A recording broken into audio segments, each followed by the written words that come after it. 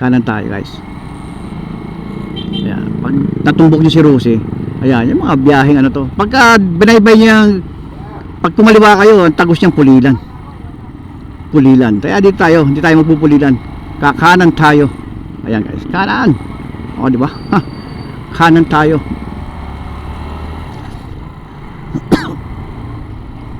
Ayan, kanan tayo. O, di ba? Dito wala ring jeep, puro tricycle guys. Yan o.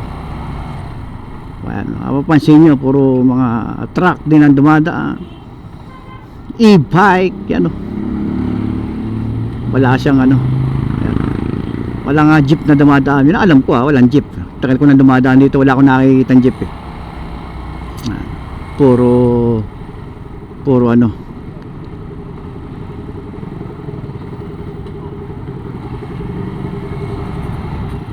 Puro tricycle at private car. Ayan.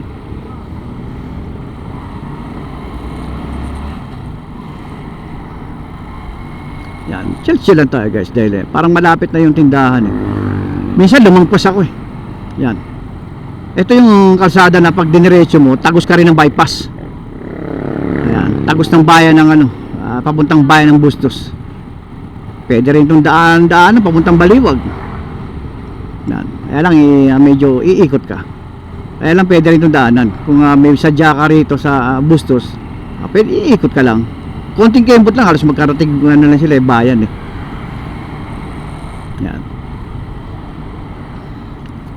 Tayo ay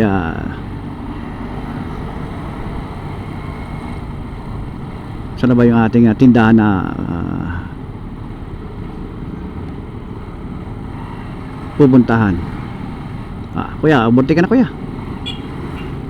Sundan natin si kuya pag nag-overtake. Mukhang nagbabagal itong sasakyan eh. Ano kaya nasa likod? Nasa harapan niya.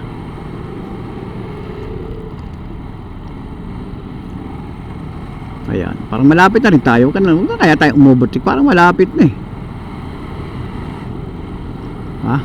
May labang magpas pa eh no. Oh, kala ko tindahan ng bag.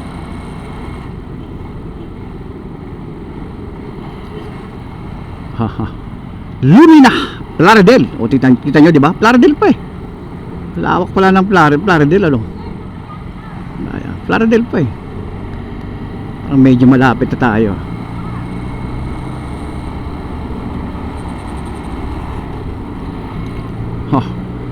Malapit na. Medyo chill na tayo. Baka may lumampas pa tayo eh.